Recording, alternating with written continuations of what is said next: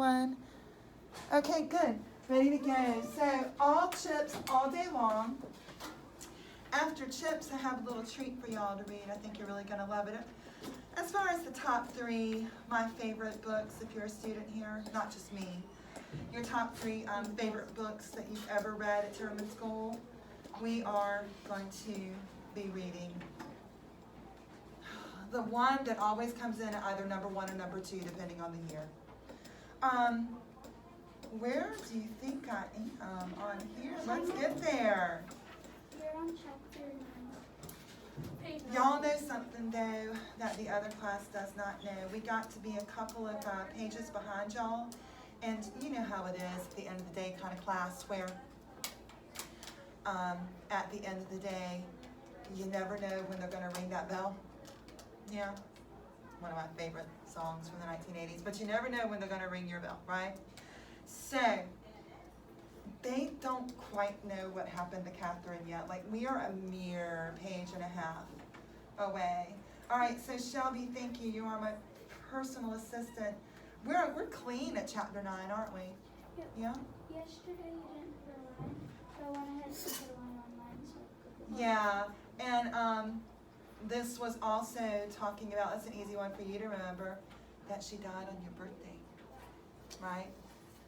So, chapter 9, if you're following along with me, although, you know, this is one of those stories where it's not a biography, yeah. However, you can say that it's realistic fiction.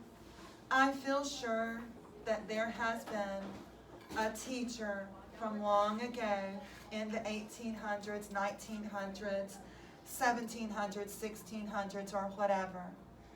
I feel really sure that there was a teacher who at first was not confident, did not know what they were doing when they walked into class. I feel sure that there was a teacher who was afraid of the kids. Yeah? I feel sure that there was a teacher that maybe was a little nerdy and didn't seem so super cool. I feel sure that there was a teacher who just was not confident, didn't have that, you know, feeling of I can almost do anything in his or her life, that they didn't have confidence even in their personal life, and they're like, well, why would anyone like me? And they never ended up getting married until later in life. So while this story is not a biography, it is not about a real person, we can say that it's realistic fiction. It's not real, it's not true, but I could see it happening. Ma'am. Yes, who all is going to the bathroom right now? Are you, yeah, what? Oh, after Jada, yeah, thank you, it was a gentleman. So yes, I wasn't quite sure of the potty line. So, does that make sense? Yeah, we're just kind of reading a story about a person who could have existed, but did not. All right, so chapter 9. Chips changed his more commodious apartments, and commodious, I know it starts with commode, but it does not mean toilet or potty. It does sound like it though, doesn't it? You know, commodious means spacious, lots of room. It doesn't mean commode. Yeah? Now, do y'all call the toilet a commode? Did y'all know that was another name for the potty? A commode. last year, I think our teacher called. Yeah. A commode. A commode. Most kids, I don't know when you stop, but then you start back again when you have children of your own. You used to just call it, I potty when I was little, right? Then I started calling it the toilet, like, oh, I gotta clean the toilet, or gotta clean the bathroom, and then I meant toilet. But now that you have kids, you realize, I'm gonna start calling it the potty again. And I'm not quite sure when I started doing that. But that thing, it's a commode. Yes? Can you call it a latrine or something? Ah, yes, very soldierly of you there. You can. That's a very army term there. So, commodious just means that he's not in his big giant apartment anymore in schoolhouse or his old original bachelor quarters. He thought at first he would give up his housemastership, but the head persuaded him otherwise, and later he was glad. The work gave him something to do. It filled up an emptiness in his mind and heart. He was different. Everyone noticed it. Just as marriage had added something great to him, right? So did bereavement. And bereavement is the process that you go through of mourning and loss and being sad, okay? After the first stupor of grief, that first hit of grief that hits you, like, I can't believe this has happened to me, he became suddenly the kind of man whom boys, at any rate, unhesitatingly classed as old. All of a sudden, in his, at this point, mid-40s, because they were not married long, he looks old, he acts old, because he feels old. And he feels and probably looks older than his 40-something years. And it's because of his bereavement. It's because of what he's going through. Don't y'all ever have a late night and you wake up and you look like you've probably been beaten up and everything, your eyes are all swollen, Yes. you're all crazy haired looking, you know what I'm saying? So it's worse when you get older, because quite honestly, at your age, when you wake up like that, you still cute. My grandpa looks But, like yeah, enjoy that for 15, 20 more years. And then later on, you're going to wake up and you're going to not be 70, but look like it. Yeah, because see, now you still cute. This guy, though, y'all, grief is just changing the way he looks and feels and how he acts, because my man, Mr. Chips, is alone again. He is so lonely and alone. So, it was not that he was less active. He could still knock up a half century on the cricket field, which is a term for a play that you make on cricket, which is, remember, it's like our baseball, but cricket was first. Nor was it that he had, it's kind of like rounding the bases, you know what I'm saying? Nor was it that he had lost any interest or keenness in his work. He's still working. He's still a better teacher than he was, because he, let's face it, Chips was a little boring for a while as a teacher. Actually, too, his hair had been graying for years, yet now, for the first time, there we go, people seem to notice it. He was 50. You know some 50-year-olds or near 50-year-olds in your life? Miss Guffey? Yes. Parents? No, not anywhere near there yet. 50, not anywhere near. I am finally reaching the age where I realize I'm going to be older than most of the parents of the children I teach. Okay. Well, then send me a teachers. So, he's 50. Once, after some energetic fives during which he had played as well as many a fellow half his age, he overheard a boy saying, "Not half bad for an old chap like him." Chips, when he was over 80, used to recount that incident with many chuckles. Old at 50, eh? Huh. It was Naylor, he said it. Naylor can't be far short of 50 himself by now. I wonder if he still thinks that 50 is such an age. Last I heard of him, he was lawyering, and lawyers live long.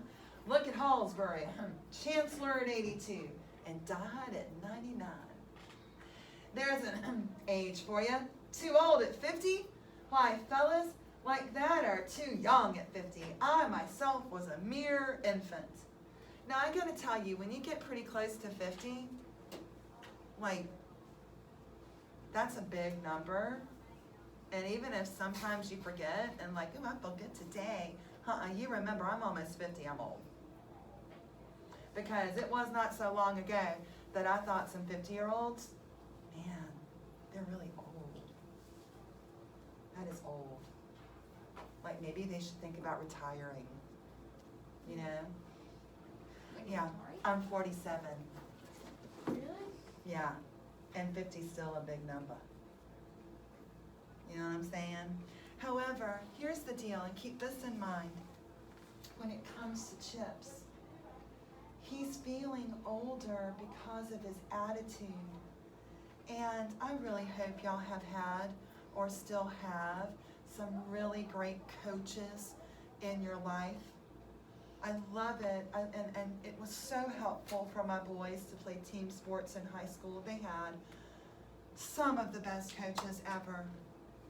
If you don't have a winning attitude, be it for practice, a game, or for life, you're not going to do well. Yeah? You need that good coach. You need that great spirited voice in your life, that person in your life, and it does tend to be a coach type of personality that makes you feel like, I can do this, I got it, let's go. Yeah? And if you don't have one, then really every day, with the help of caffeine, you can tell yourself, I can do this, we got this, let's go. Hey. What, I got a friend? Don't look at her like that. Oh, it's Miss Glenn. So, you got to either have a great coach in your life or be the coach in your life. Or well, you're going to start acting old and then you're going to start looking old. Okay? You got it. It's all about the attitude, man. It is all about the attitude. I meet some people and when they tell me how old they are, I'm like, there's no way you're that old. No way you're that old. That is crazy. It's really about the attitude, yeah? And it's about, as remember, Mr. Timmerman always told us, you gotta stay positive. Mr. Timmerman was in his 90s when he died. A month before that, playing golf, cracking jokes with me at the lunch table. And then, it kind of hits you. He was in his 90s. Yeah? I mean, he and his positive attitude and always getting out there and doing something, but always thinking positively, never focusing on the negative. It was never a problem. It was a problem to be solved. Do you see what I'm saying? Like, he was always looking forward to the solution. And I really think that positive attitude made him look so much younger than he was, right? Not our chips, y'all. He's letting his attitude bring him down, okay? So, there was a sense in which it was true. She's back, sweetie. Kellen, she's back. For with the new century, there settled upon Chips a mellowness that gathered all his developing mannerisms and his oft-repeated jokes into a single harmony. No longer did he have those slight and occasional disciplinary troubles. Remember when he called his students ruffians, a mob, and barbarians? Remember? Or feel different about his own work and worth. He found that his pride in Brookfield reflected back, giving him cause for pride in himself and his position. It was a service that gave him freedom to be supremely and completely himself. He had won, by seniority and rightness, an uncharted no man's land of privilege. He had acquired the right to those gentle eccentricities that so often attack schoolmasters and parsons. A parson is an old-fashioned name for a reverend or a preacher. He wore his gown. Yes, did you know that masters, teachers back then, back in the 1800s, you know the gowns that you put on to graduate in? Yeah, a cap and gown. The masters had to wear at least the gown, but sometimes the cap. That would be a hot mess, and I don't mean like I wouldn't look good, you know what I'm saying, in a cap and a gown. I'm just saying that would be hot, But yeah, they always looked like they were about to graduate when they went to class. So he always went with a cap and gown on.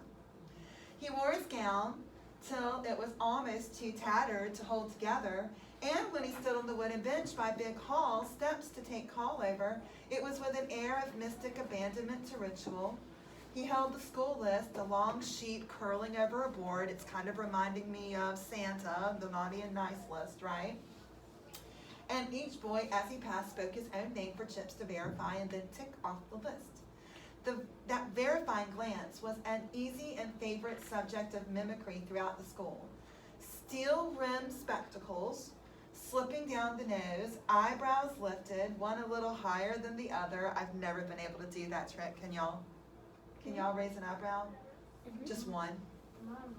Joshua can. Can't. I can. Yeah. Oh, that's good. I can't do it.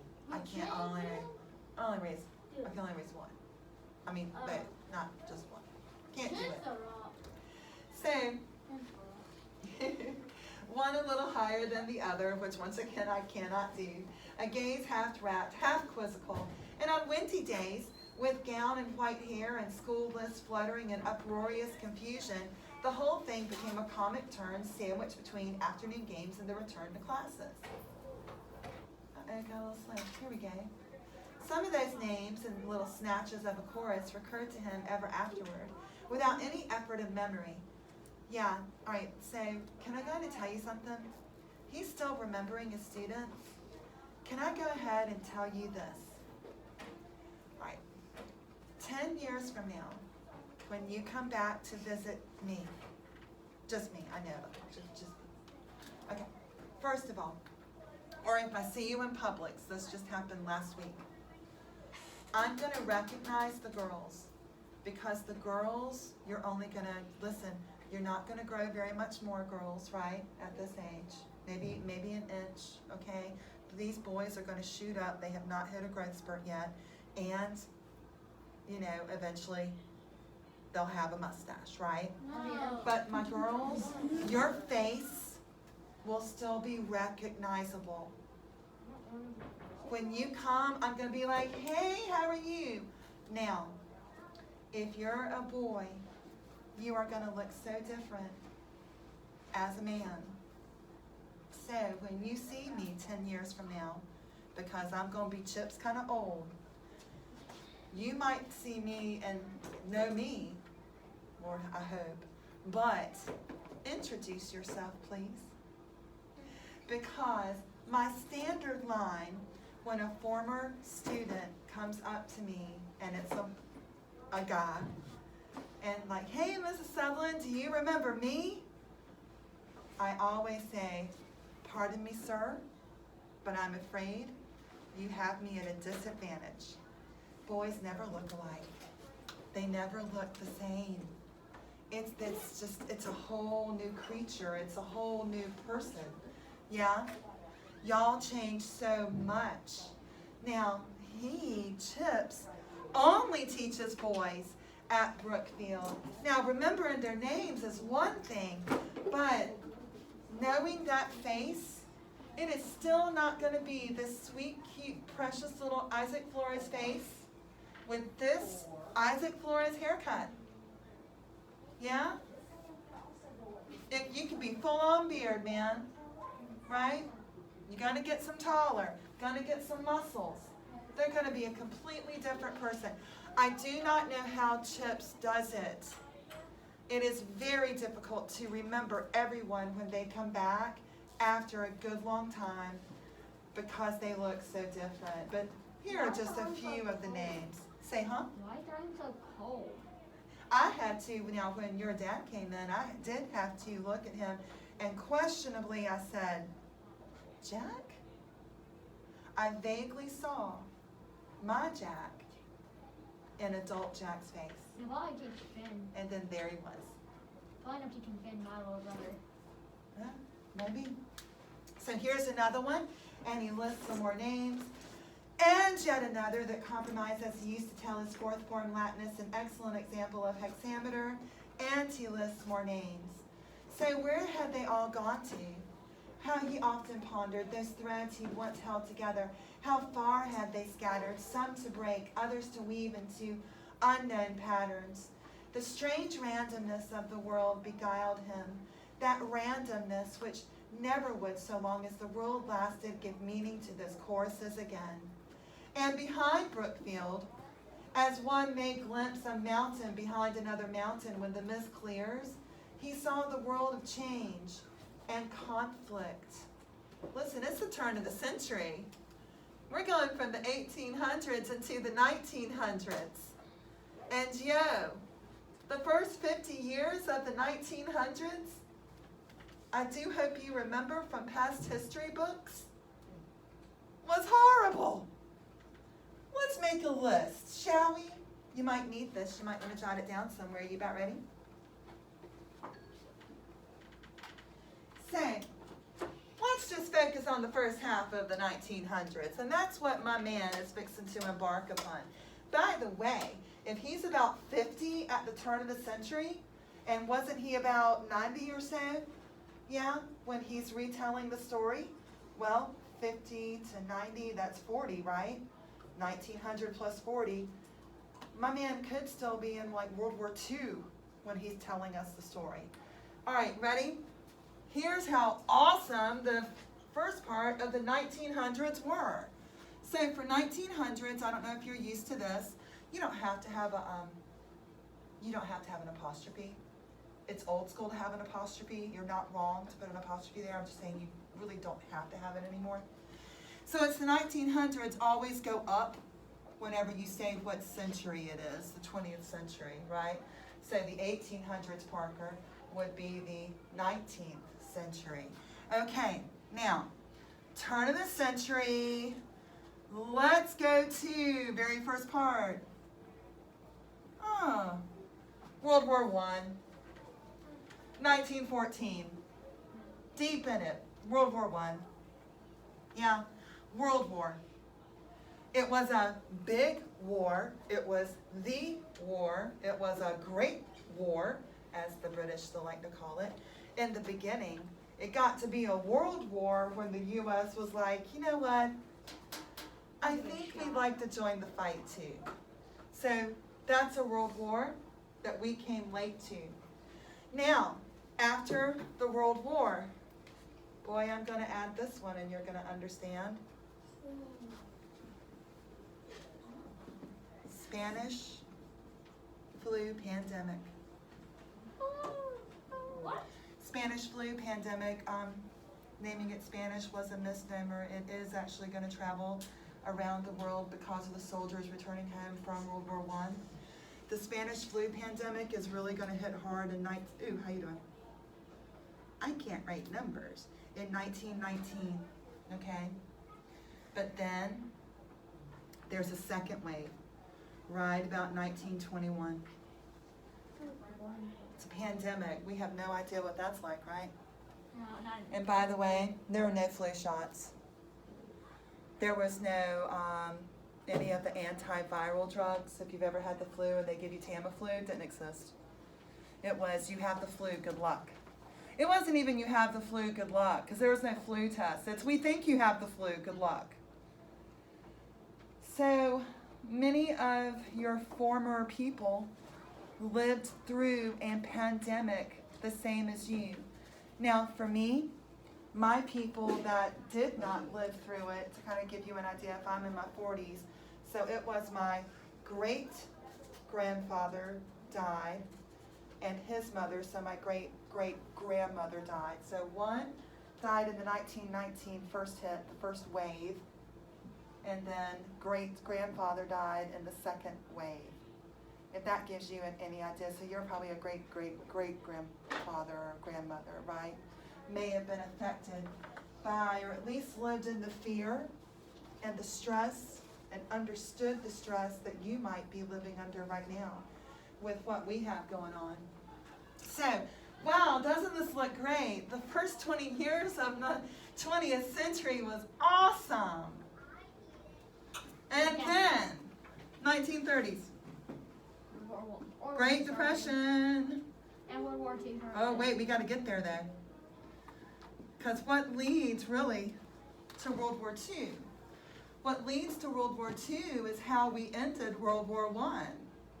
So World War I, because you know we like to say we beat the Germans. But then we handed them the war bill. So Germany has no money after World War I. Then then they're hit by this. And then everyone's got no money in the Great Depression, 1930s. So Germany's not just broke, they po. We're Southern, and we know that's broker than broke. Okay? Squeezing money, blood out of a turnip broke. Okay? So now this man comes along and wants Germans to feel German again, and we can do this, trying to build them back up, because look at how many things they've been hit with. The world. Yeah? And they listened. And it was Hitler. World War II. 1940s. It started in 1939. Well, it does. But remember, Americans, we like to end a war. We just don't like to begin one. So our involvement is going to be Pearl Harbor, December of 41, right? So we just end it. That's what we do. We get in there and end it, right? But we're always a little late.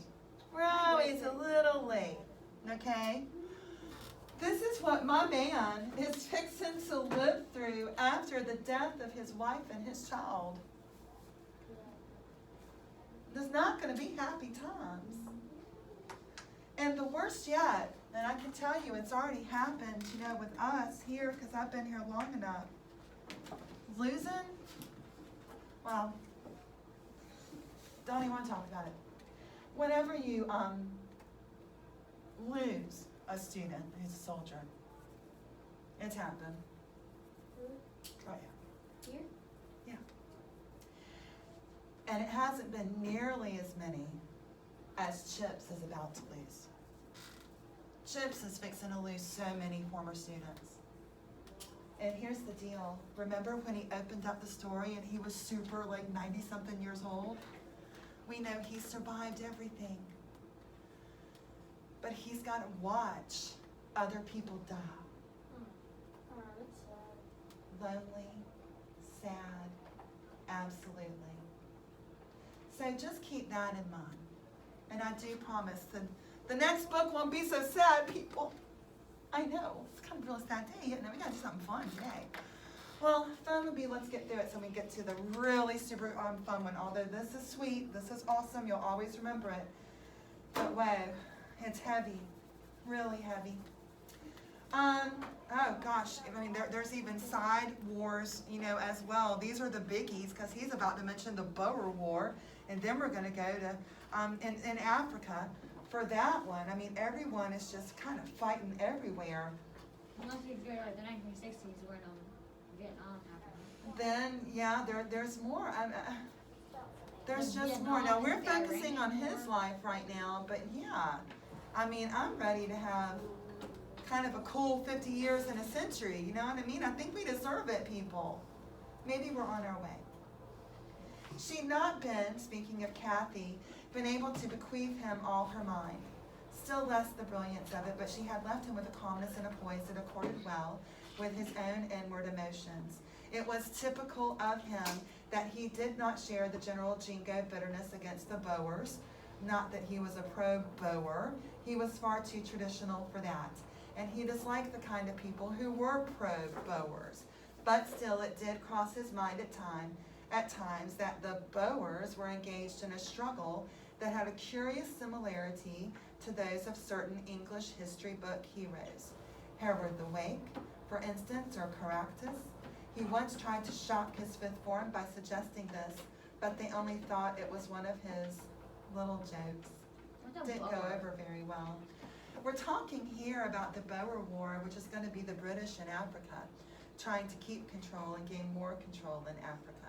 And you, of course, have people who are against it. Get out of Africa. Let people govern themselves.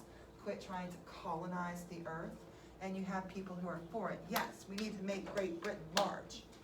Okay? Catherine would have been one of those who would have been against it. However heretical he might be about the Boers, yes, this is a takeover of this area of the world, he was orthodox about Mr. Lloyd George. This actually is the name of a former prime minister. That's what England, Great Britain, calls their president. This was a real guy. And the famous budget. He did not care for either of them. And when years later, LG, Mr. Lloyd George, came as the guest of honor to Brookfield Speech Day, Chip said on being presented to him, okay, this is a teacher at an assembly fixing to talk to the president of his country. Okay? Just feel that for a minute. Mr. Lloyd George, or like Mr. President, I am nearly old enough to remember you as a young man, and I confess that you seem to me to have improved a great deal. The head standing with them was rather aghast, but LG, Lloyd George, laughed heartily and talked to Chips more than to anyone else during the ceremonial that followed. Just like Chips was commented afterward, he gets away with it. I suppose at that age, anything you say to anybody is all right. Do y'all agree with that? Can old people say anything and get away with it? Yes. Me too, Lauren. I think they can. And when it's really kind of grumpy and mean, then it's kind of funny. It's like, oh, did you see Grandma? Grandma was mad. Do you hear her? Mm-hmm. Never heard Granddad say something like that. I have. Yeah, but My grandma forced me to eat food. My Like weird combinations of food, like putting it in rice.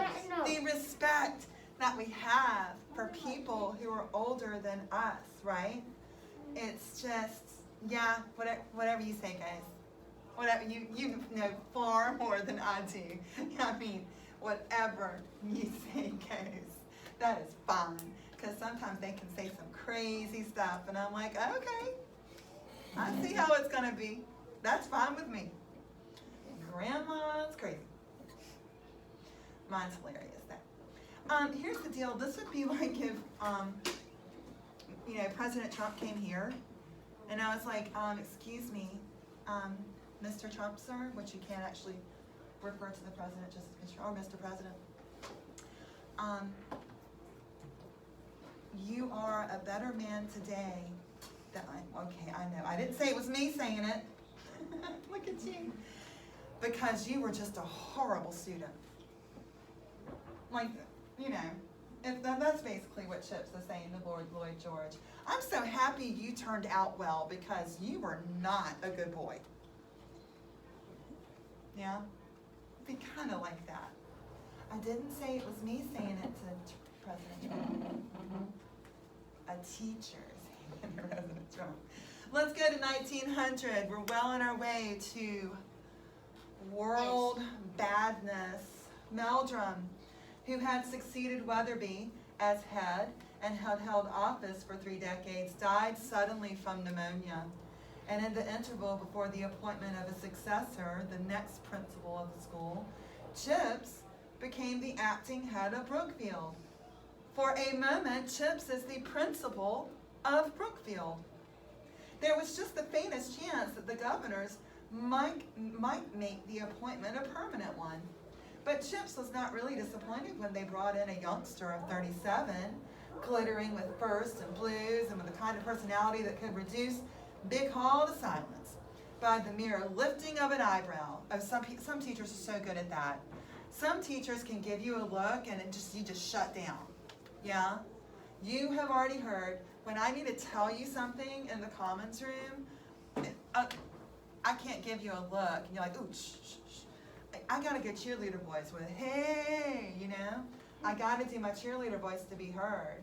But yeah, there are some mamas who's got this look too. Yeah, daddies, okay, but mama's got the look. They can look at you and you just know, stop. Or else, okay? Chips ain't got that. Yeah, I don't have it either. I constantly have to go to cheerleader voice And then just just to be imagine, heard. the kisses, or what? Or what exactly? So I love it. I love the looks. I think those looks are kind of funny. So I'm glad I'm not you because it would send me into giggles and it would be uncontrollable if I got one of those really good looks from a teacher that made you want to be quiet. So Chips was not in the running with that kind of person. Me neither. He had never had been and never would be, and he knew it, and me too, I know it. He was altogether milder and less ferocious an animal. Those years before his retirement, retirement in 1913. Now that's important for us with Chipsy, yeah? Now I can't, how am I gonna highlight yellow with yellow? I'm not. Yellow with yellow. We are retired in 1913. Don't you worry, you'll get that note. We're studded with sharply remembered pictures, or studded with sharply remembered pictures, yes. There we go. A May morning, sir.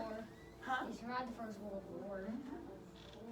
We are. I mean, like tensions are high. Oh my goodness, I actually teach this one. I teach this one. Let's go here. Bolshevik Revolution. This is when Russia I know it's Russia now, but it's no longer Russia, and it becomes the Soviet Union, and now they're communist. I teach that one. 7th grade, Animal Farm. That's a big one. Communism is this new thing, and everyone thinks it's awesome. Yeah? It's a May morning, and the clang of the school bell at an unaccustomed time, everyone summoned to assemble in Big Hall. Excuse me, Ralston, the new head, very pontifical, like a reverend, and aware of himself, fixing the multitude with a cold, presaging severity, like he's giving them the eye, like I dare you to. Why is it cold? Cold, it's not warm. Warm and inviting is like a mama's hug. A nice smile. The room is cold though. Yeah, this guy looks at you like he's gonna eat you. See, I try to do the serious, and if I try to give you a serious look, it's just kind of funny. Because what you're also not seeing is when I give a serious look, I purse my lips, like, you know what I'm saying? Mine's funny, I don't know. You will all be deeply grieved to hear that His Majesty, King Edward VII, okay, we'll just need to know that a king died. Don't you worry about the 7th. Died this morning. This is actually a very big deal in Great Britain. They do still have, of course, a king and a queen right now. They're under the reign of Queen Elizabeth II. She's like 95. However, she's in her 90s. Yes, she is. However, she is just a figurehead. They are what's called known as a constitutional monarchy. There actually is a question of whether or not to keep the monarchy, to keep a king or a queen in Great Britain, because they really don't have power. Okay? Yeah. Queen Elizabeth, she's like immortal. Yeah. She old. 91. Yes, ma'am. Absolutely. If your name is Elizabeth and you're a queen of England, you live forever. Because the first one did. There will be no school this afternoon, but a service will be held in the chapel at 4:30. A summer morning on the railway line near Brookfield, the railway men were on strike. Soldiers were driving the engines. Stones had been thrown at trains. Brookfield boys were patrolling the line. Excuse me. Thinking the whole business great fun. Chips, who was in charge, stood a little way off talking to a man at the gate of a cottage. Young Cricklade approached. Please, sir, what shall we do if we meet any strikers? Would you like to meet one? I don't know, sir. God bless the boy. He talked of them as if they were queer animals at a zoo. Well, here you are then. You can meet Mr. Jones. He's a striker. When he's on duty, he has charge of the signal box at the station. You've put your life in his hands many a times. Afterward, the story went round the school. There was Chips talking to a striker. Might have been quite friendly the way they were talking together. Chips, thinking it was over a good many times, always added to himself that Kathy would have approved and would also have been amused. Here's the deal.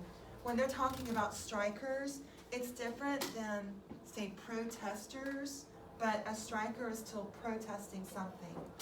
When you strike, you are workers. You probably do about the same thing. Like, these are railroad people, okay? What if they're later on automobile people? Another industry that strikes sometimes are people, anything having to do with the airline industry. They, because they feel that they have not been treated fairly when it comes to money, time off, whatever, they will form with what's called their union, their team, a strike. And they just stop going to work. And then the whole thing shuts down. So you're relying in the 1900s for the train. And the railway workers are like, no, we're not going to work. You make us work extremely long hours. You are barely paying us anything at all. Watch your trains go now. We're going to be right over here till you pay us more. And let us at last have a lunch break. Thank you. Sometimes I need to go potty. Well, wait. That's a striker. Yeah? So they are protesting something. Oh. But when it is about the conditions at your job and you feel that you as a group are being treated unfairly, the term then is that you're striking and you're a striker. Does that make sense? Yes. Protesting different issues is different. Striking is when you as a group at a job do not feel that you are being treated fairly and you're going to stand up for your rights. Okay? So that's what's going on here. The controversial thing, the reason the boys are like, ooh, did you see Chips talking to the striker? Is because of what I forgot to put up at first, which is my focus in 7th grade with Animal Farm. Communism. People in charge started becoming really afraid of communism. Bosses, leaders, kings, queens, presidents, prime ministers. We were afraid of communists because communism on paper looks really good, because what's going to happen is you're going to make sure that everything is fair and equal and that all workers have rights. But then what happens? You always get somebody in charge who becomes greedy. It's just human nature. Yeah? So at this time, because people in England particularly were afraid of this new communist kind of thing, they were afraid of workers stopping work and rebelling and getting into fights and maybe people dying, yeah, and then England shuts down. We have no idea what that's like, and nothing's being done, and people go hungry, and there's no work, there's no food. But here Chips is like, hey, it's nice to meet you. My name's Chips. Who are you? Oh, what do you do? You work a signal box. That is fascinating. Can you show me how it works? He's just taking interest in another human being. But word's going around that Chips might be a communist. Ooh.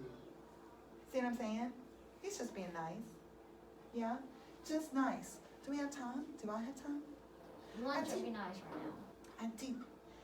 So, okay. Because always, whatever happened, and however the atomies of politics twisted and curved, he had faith in England, in English flesh and blood, and in Brookfield as a place whose ultimate worth depended on whether she fitted herself into the English scene with dignity and without disproportion. He had been left a vision that grew clearer with each year, of an England for which days of ease were nearly over, of a nation steering in the channels where a hair's breadth of error might be catastrophic. England may be going headlong into a series of conflicts, right? He remembered the Diamond Jubilee. Now the Diamond Jubilee is going to be for Queen Victoria. Queen Victoria was the Queen of England during not the 1900s, but the 1800s.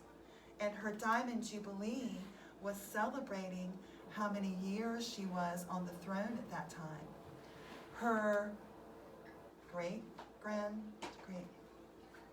great-granddaughter has just now surpassed her reign.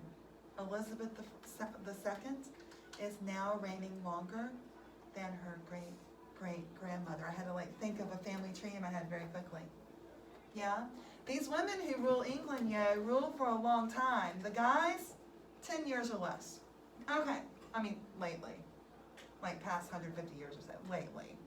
All right, so he remembered her Diamond Jubilee, so he's just going back. He likes to remember things.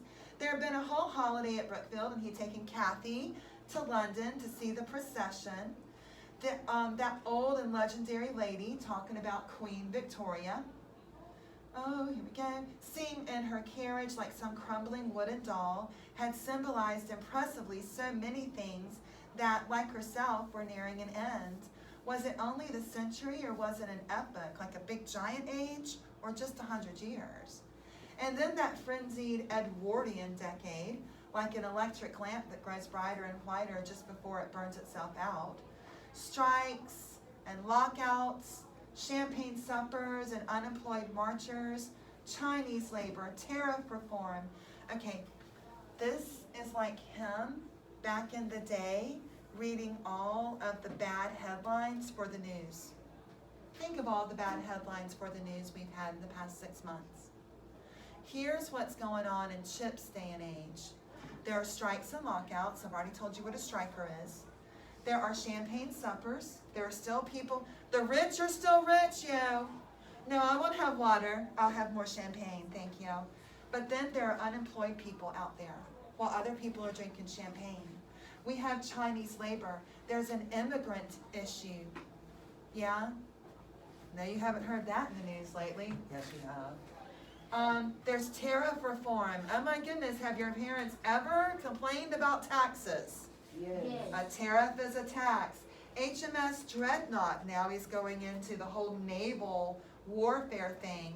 Marconi, okay, now we're getting into, maybe I got a telegraph or a telephone. Home rule for Ireland. Oh, yo.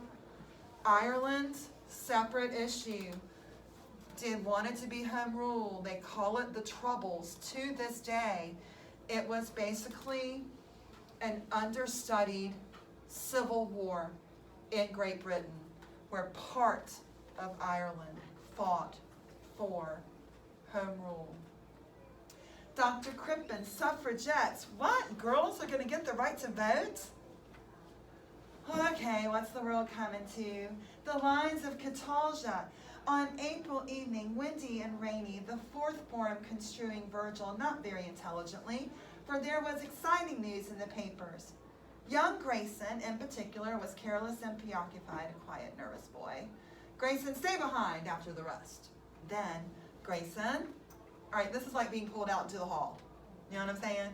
Grayson, I don't want to be severe because you are generally pretty good in your work, but today, you don't seem to have been trying at all. Is anything the matter? This is exactly how Catherine would have wanted him to handle it. Remember when he would have called Grayson a punk? Remember that? You punk. And then he'd like yell. No, he wants to know, hey Grayson, what's up? Are you all right? You're not, like, you weren't doing any work today. Just, I don't know. Otherwise, he could have just been like, boy, come here, right? And he didn't do that. See how Kathy's not with him, but she's with him. Does it make sense? Yes. Grayson says, no, sir. Well, we'll say no more about it, but I shall expect better things next time. Next morning, it was noised around the school that Grayson's father had sailed on the Titanic. Oh, let's add to the list. And that no news had come yet through as to his fate. Well, we kind of know what happened. Grayson was excused lessons for a whole day. The school centered emotionally upon his anxieties. Then came news, we don't know what happened, that his father had been among those rescued. Very few of the men were. Chip shook hands with the boy. Well, I'm delighted, Grayson. A happy ending. You must be feeling pretty pleased with life. Yes, sir. A quiet, nervous boy. And it was Grayson Sr., not Jr., with whom Chips was destined later to condole. Now, let me tell you what that means. Grayson Sr. is the dad.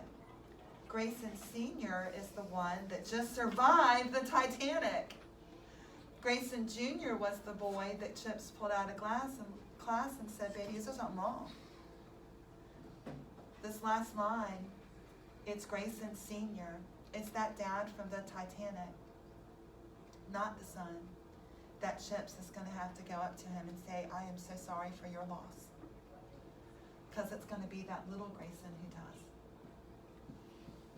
Possibly in one of these.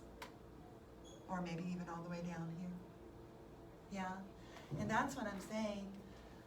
I mean, we've lived through some, of course, wars, battles, skirmishes, whatever people want to call them. But when it happens, and it happens to a student, it's rough.